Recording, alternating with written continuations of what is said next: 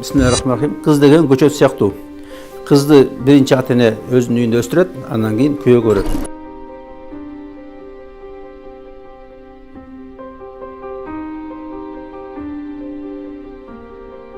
Көчөт да ошол сыяктуу. Көчөт биринчи ботсатта өстүрүлөт, андан кийин даяр болгондон кийин алып барылып көчүрүлөт. Ушул көчөт канчалык өз убагында өстүрүлсө, ошол көчөт аябай тез өсөт да, көптөгөн жемиш берет. Кыз да ошондой, өз убагында күйөөгө берилсе, аябай тез өсөт да, көптөгөн бала чакалуу болуп, үй бүлөлүү болот.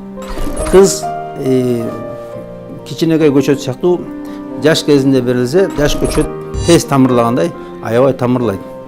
Үй бүлөсүндө күйөөөнө, кайын журтуна, бүт баарына тез эле көнүп кетет. Канчалык кеч өстүрсөк, канчалык кеч көчүрсөк, көчөт ошончолук жай өсөт да, ошончолук тамырлабайт, тез эле курап кетиши мүмкүн же аз эле жемиш берет.